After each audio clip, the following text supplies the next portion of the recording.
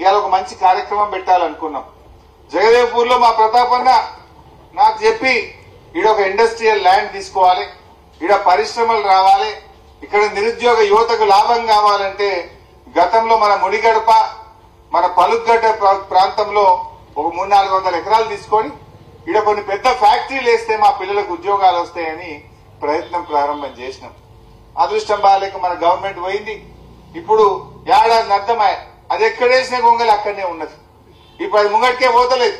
నేను ఇప్పటికైనా డిమాండ్ చేస్తా ఉన్నా, అంత చేసి పెట్టి ఉన్నది. ఆ ముడిగడుపు ప్రాంతంలో ఇండస్ట్రియల్ పార్క్ ఏర్పాటు చేసి పరిశ్రమలు స్థాపించాలని చెప్పి కూడా నేను డిమాండ్ చేస్తా ఉన్నా. సరే మీరు చేస్తే చేసిండ్రు, మీరు చేయకపోయినా 3 ఏళ్ల తర్వాత వచ్చేది మళ్ళా గులాబీ జెండానే, మళ్ళా కేసీఆర్ వస్తాడు.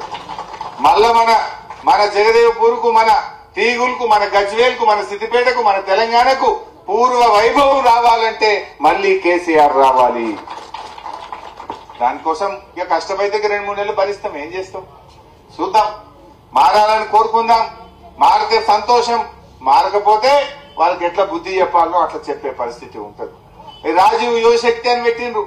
కాంగ్రెస్ వాళ్ళ కార్యకర్తలకే ఇస్తున్నారు. మొత్తం కాంగ్రెస్ కార్యకర్తల జేబులు నింపడానికి రాజీవ్ యువశక్తి అనే పథకం పెట్టిండ్రు. అందులో కూడా ఏం లేదు. అందులో దళిత బంధు బంద్ చేసిండ్రు, ఎస్సీ కార్పొరేషన్ బంద్ పెట్టిండ్రు, బీసీ కార్పొరేషన్ బంద్ పెట్టిండ్రు, ముస్లింలకు ఇచ్చే మైనార్టీ కార్పొరేషన్ స్కీములు బంద్ పెట్టిండ్రు. అన్ని బంద్ పెట్టి దాని పేరు మార్చి రాజీవ్ యువశక్తి అన్నారు. ఏంది? కాంగ్రెస్ వాళ్ళని మేపనికి, వాళ్ళ నాయకులకు, వాళ్ళ కార్యకర్తలకు ఇవ్వడానికి పెట్టినటువంటి పథకం పెట్టిండ్రు. కేసీఆర్ ఉండగా ఏ స్కీమ్ పెట్టినా అందరికి ఇచ్చిండు. రైతు బంధు ఇస్తే అందరికి వల్లే ఊళ్ళే, కళ్యాణ లక్ష్మి ఇస్తే ఊళ్ళే అందరికి రాలేదా? చెరువులు మంచిగా చేస్తే అన్ని చెరువులు బాగా చేయలేదా? కేసీఆర్ కిట్ ఇస్తే దవాఖానకు పోతే ప్రతి ఆడవిళ్ళకి ఇచ్చిందా లేదా? కానీ వీళ్ళు వచ్చినాక కాంగ్రెస్ వాళ్ళకే ఇస్తారట, పబ్లిక్ ఇయ్యారట. వాళ్ళ మింగనీకే సరిపోతున్నది మొత్తం. ఇవి కూడా మనం ఆలోచన చేసుకోవాల్సిన అవసరం ఉంది. తీగులు గ్రామం మంచిగా అభివృద్ధి చేసుకున్నాం. బ్రహ్మాండమైన గ్రామ పంచాయతీ భవనం కట్టినాం. ఊళ్ళో డబుల్ రోడ్ అడిగితే చేసినాం, మోరీలు చేసినాం, చెరువులు బాగా చేసినాం, హాస్పిటల్లో ఫ్యామిలీ క్వార్టర్స్ కట్టించినాం, మీ అన్ని కులాలకు భవనాలు కట్టించినాం, గ్రామ పంచాయతీతో సహా అనేక కార్యక్రమాలు చేసినాం. ఇంకేదైనా ఉన్నా కూడా తప్పక మళ్ళా కేసీఆర్ వస్తాడు. నాకు బాగా అనుబంధం ఉంది. ఒకసారి చిన్న మాట చెప్పి బంద్ చేస్తే ఇక చాలా చెప్పారు. ఇంకా మహబూబ్ నగర్ వేది ఉన్నది. ఒకసారి ఇక్కడ సర్పంచ్ ఎలక్షన్ అవుతుంది. మీరు ఎంత గొప్పోళ్ళు తీగులోళ్ళంటే, ఈ గులాబీ జెండా పుట్టినాక 3 సార్లు ఎలక్షన్ అయితే 3 సార్ల గులాబీ జెండానే గెలిపించింది. ఇక్కడ బీఆర్ఎస్ పార్టీనే గెలిపించింది.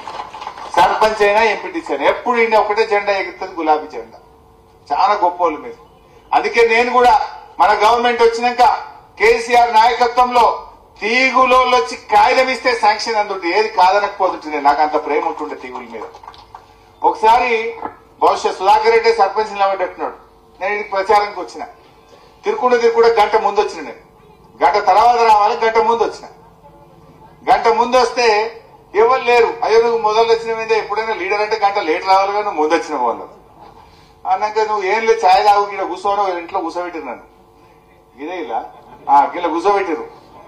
నేను అర్ధగంట సేపు ఛాయ్ తాగే లోపల డప్పులు వచ్చినాయి, జనం జమ అయినరు, బ్రహ్మాండంగా ర్యాలీ అయింది, స్పీచ్ కొట్టిపోతే సుధాకర్ రెడ్డి బంపర్ మేయర్తో గెలిచింది. అంటే అంత మంచి గ్రామం. ఇక్కడ ఒక సార్ ఉంటాడు, బాలరెడ్డి సారే కదా ఉన్నాడా. ఆయన ఎంత గొప్పోడంటే ఈ ఊరు నిజంగా గొప్పది.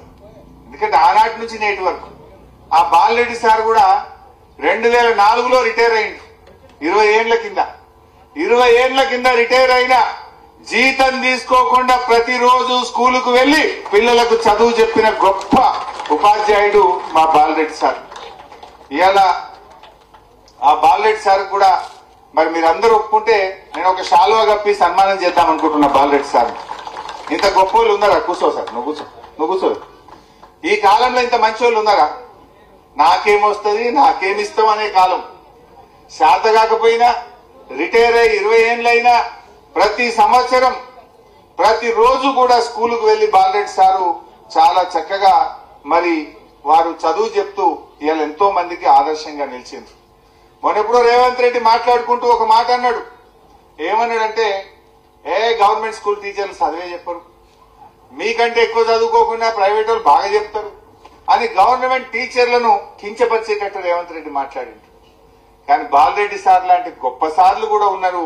రిటైర్ అయినా జీతం లేకపోయినా 20 ఏళ్ల నుంచి స్కూలుకు వెళ్లి ప్రతిరోజు ఆ పిల్లలకు చక్కటి చదువు చెప్పి లెక్కలు చెప్పి ఈ పిల్లలకు మంచి ఆదర్శంగా నిలబడ్డ బాలరెడ్డి సార్ కూడా ఉన్నాడు. అట్లాంటి సార్ మన గ్రామంలో ఉండడం కూడా నాకెంతో సంతోషం కలిగింది. అదేవిధంగా మొట్టమొదలు 2001లో వడ్ల బ్రహ్మయ్య ఉన్నాడా, చనిపోయింది పాపం. ఫస్ట్ గులాబీ జెండా ఎగిరినాడు ఈ ఊర్లో వడ్ల బ్రహ్మయ్య. గులాబీ జెండా ఎగిరేసి మొట్టమొదలు జెండా కట్టినాడు వడ్ల బ్రహ్మయ్య. అట్లా వీళ్ళందరూ అంటే ఆ రోజు ఫస్ట్ గ్రామ శాఖ అధ్యక్షుడు ఆయన సెలెక్ట్ చేసింది.